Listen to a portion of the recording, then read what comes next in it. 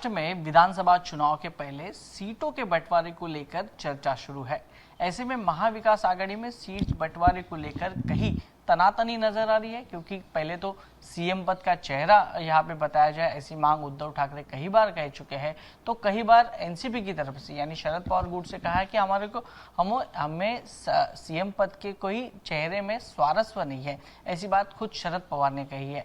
तो आइए हम इस वक्त बात करते हैं एनसीपी शरद पवार गुट के नेता प्रदेशाध्यक्ष जयंत पाटिल जी हमारे साथ इस वक्त जुड़े हैं, हम उनसे बात करेंगे। सर, स्वागत है आपका एबीपी न्यूज में। सबसे पहले सवाल तो ये कि आपकी पार्टी की एक लाइन डिसाइड है कि कितनी सीटें मांगनी है, कौन सी सीटें मांगनी है, कि ये अभी तक आपका तय हुआ है या नहीं हुआ है? हमारा अंदरूनी पार्टी में तय हुआ है, लेकिन अब एमवीए की जॉइंट मीटिंग होगी तो उसमें बातचीत होगी, कुछ उसमें से बाद में निष्कर्ष निकलेगा। क्या लगता है कि सीट बंटवारा ये कब तक डिक्लेयर हो सकता है, क्योंकि हाल में कई दिनों में आचार संहिता भी लग सकती है, चुनाव के लिए आपके पास कई लोग भी आ रहे हैं, हमने देखा। क्या अंदाजा क्या आपको? ये महीने में मुझे लगता है सीट का बंटवारा पूरा होना चाहिए। अभी मुंबई शहर का सीट का बंटवारा की मीटिंग लगातार 2 दिन हो रही है, हो जाएगा, उसमें कुछ निर्णय हो जाएंगे। और उर्वरित जो रेस्ट ऑफ महाराष्ट्र है अदर देन मुंबई, उसके लिए हमारी स्टेट के तीनों पार्टी के नेता बैठने वाले हैं। पाटिल साहब, एक देखा गया तो लोकसभा चुनाव में आपके पार्टी का परफॉर्मेंस बेहद शानदार रहा है, क्योंकि 10 सीटें आपने लड़ी थी, उसमें से 7 सीटें तो आपकी जीत के आई है, और जो विपक्ष थे वो भी आपके साथ जुड़ गए हैं। तो इससे कितना कॉन्फिडेंस बढ़ता है आने वाले दिनों में, बदलापुर जैसी घटना हो या कोई आर्थिक घोटाले के मामले हो, ऐसे लेकर आप जनता के सामने जा रहे हो, तो क्या परफॉर्मेंस क्या आपको लग रहा है लोगों से? एक तो सरकार का परफॉर्मेंस बहुत कम हुआ है, यानी लोग बहुत नाराज है, और विपक्ष के तरफ से हम लोगों की तरफ जब जाते हैं तो लोग सरकार के ऊपर उनकी नाराज़गी बार बार व्यक्त करते हैं। मुझे लगता है कि सरकार का ये प्रयास है, सरकारी पार्टी का, कि कुछ फ्रीबीज देके लोगों का मन जीत ले। लाडली बहन योजना, ऐसी कुछ योजनाएं उन्होंने निकाली है, लेकिन मुझे नहीं लगता इसका कुछ असर होगा। क्या आपको लगता है कि बदलापुर का मामला लाडली बहन को अलग तरीके से इम्पैक्ट करेगा, बैड इम्पैक्ट? हाँ, बदलापुर के मामले में से ये उभर के आया है कि महाराष्ट्र में लाडली बहन सुरक्षित नहीं है। लड़कियां, बच्चे, छोटे स्कूल में जाने वाली लड़कियां, ये बालिकाएं, वो सुरक्षित नहीं है, और सरकार इसके ऊपर कुछ नहीं कर पा रही है। सिर्फ इवेंट कर रही है, कुछ योजना निकाली है उसके लिए, लेकिन सरकार एडमिनिस्ट्रेशन के नाते पूरी फेल हो गई है। इसकी वजह आपको क्या लगती है? इतने साल से आप प्रशासन में हो, राजनीति में हो, जिस तरह से तीनों का ट्यूनिंग होना चाहिए, अजीत पवार जी का, एकनाथ शिंदे का और देवेंद्र फडणवीस का, क्या अंदर ही अंदर कुछ बिगड़ा हुआ दिख रहा है आपको? नहीं, पहले तो ये तीनों का ट्यूनिंग ठीक नहीं है। एक दूसरे से वो संघर्ष करते हैं और स्पर्धा भी करते हैं, तो मुझे नहीं लगता कि उनकी वोट ट्रांसफरेबिलिटी ठीक है। भाजपा के लोग अजीत पवार या एकनाथ शिंदे को वोट नहीं दे पाएंगे, देने की इच्छा नहीं होती। और पहले तो भाजपा के जो वोटर्स है वो एकनाथ शिंदे और अजीत पवार को साथ लिया, इसके लिए बहुत नाराज है। तो वोट ट्रांसफरेबिलिटी, वो शायद एमवीए को प्रिफर करेंगे, लेकिन ये उनके जो दोनों पार्टनर्स हैं उनको नहीं प्रीफर करेंगे। पिछले कई दिनों से अपने देखा जाए तो आपके पुराने दोस्त, आपके साथी, सहयोगी अजीत पवार जी की भाषा अब बदल गई है।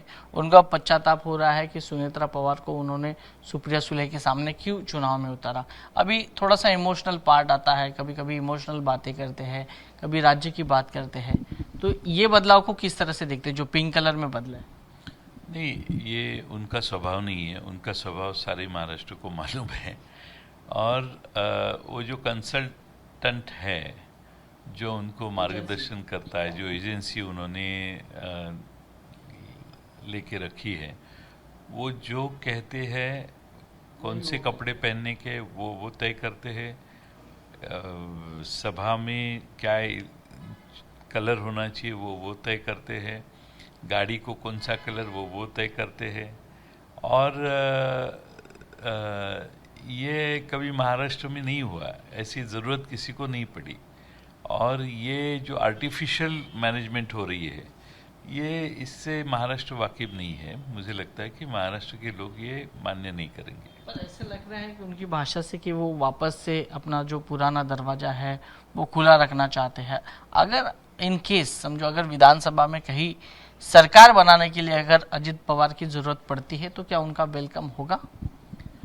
मुझे लगता है कि ये जो भाषा बदली है वो कंसल्टेंट ने बताने के बाद बदली है।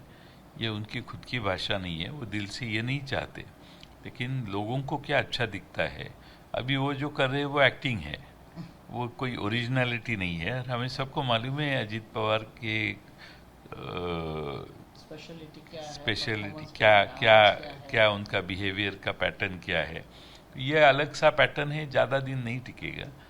थोड़े दिन के बाद वही कंसल्टेंट को बोलेंगे अभी चुप कर, मुझे मेरे तरीके से काम करने दे।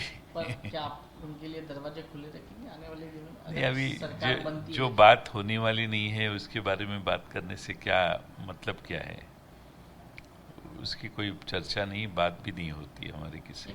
मेरा सवाल यह है कि अगर सरकार बनाने के लिए अगर अजित पवार की जरूरत पड़ती है तो उनका वेलकम होगा क्या?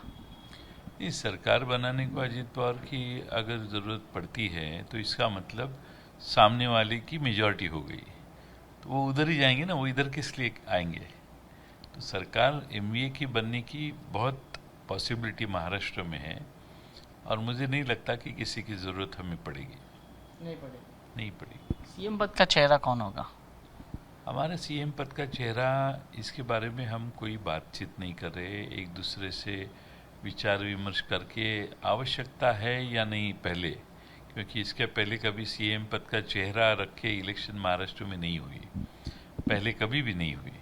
इसलिए मुझे लगता है कि चुनाव के बाद में सब इकट्ठा बैठ के जो सर्वमान्य है उसको काम करने का मौका दिया जाना चाहिए। लेकिन कई सालों से ये फॉर्मूला तय हुआ है कि जिसकी ज़्यादा सीटें होती है वही चुनाव में सीएम पद का चेहरा आगे आ जाता है। वैसे ही जैसे कांग्रेस हो, आपकी एनसीपी हो या उद्धव ठाकरे की पार्टी हो, तो सीएम पद के चेहरे के लिए सीटों को लेकर कई सारी तनातनी दिख रही है, जो कि हर एक पार्टी को, आपकी भी पार्टी को, उद्धव ठाकरे की पार्टी को, कांग्रेस की भी अपेक्षा अब ज़्यादा बढ़ गई है, वो भी ज़्यादा सीटें चाहती है। तो इसकी वजह सीएम पद के चेहरे की वजह से ये सीट को ऊपर बहस हो रही है।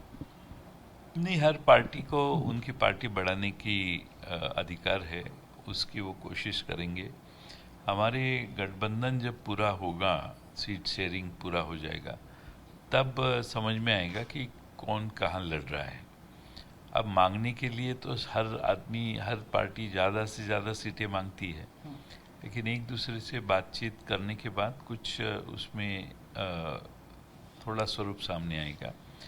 जहाँ तक सीएम पद की बात है, मुझे लगता नहीं कि हमारे में कोई स्पर्धा है, कंपटीशन है, या एक दूसरे से हमारा कोई संघर्ष है। उसके लिए हम सब एक बैठ के, जैसे पहले जब उद्धव ठाकरे जी मुख्यमंत्री हुए थे तभी पवार साहब ने उनका नाम प्रपोज किया था और वो सीएम हो गए थे। तो हमारे में कोई ऐसा संघर्ष नहीं है, हम बैठ के निर्णय करेंगे। सबसे अहम मुद्दा ये है कि हमारी मेजॉरिटी आने की आवश्यकता है। क्या फॉर्मूला क्या रहेगा सीट बंटवारे का? अब फॉर्मूला नहीं होगा, लेकिन जो जहाँ चुन के आने की संभावना है उसको वहाँ मौका देने की आवश्यकता है। पार्टी के लोगों की अपेक्षा रहेगी 90-100 ऐसे रहता है, लेकिन हमारी पार्टी ने ज़्यादा कितना सीट लेगा? हमने नंबर्स पे बात ही नहीं की है। हर जहाँ हमारी पॉकेट्स है स्ट्रांग, वहाँ हम चुनाव लड़ने की कोशिश करेंगे। फिर भी 60-70? नहीं, उससे ज़्यादा ही होगी। ज़्यादा होगा, यानी 100 के करीब। देखते हैं, अभी मैं ऐसा कुछ फिक्स कहना ठीक नहीं है, क्योंकि 100 के आसपास आप हम सीट लड़ना चाहते हैं। तीनों पार्टी इक्वली डिस्ट्रीब्यूट हो गए सीट्स, ऐसी कोशिश रहेगी। तो यानी 90-90 भी होता है। हाँ, ऐसे कुछ होगा। फार्मूले की ज़रूरत नहीं है, कौन कहाँ चुन के आने वाला है उसको वहाँ प्राधान्य देने की आवश्यकता है। बहुत बहुत शुक्रिया हमारे साथ बातचीत करने के लिए। कैमरा पर्सन योगेंद्र गुप्ता के साथ वैभव परब, ABP news, Mumbai. For exclusive and insightful videos, subscribe to our new channel ABP Live Premium.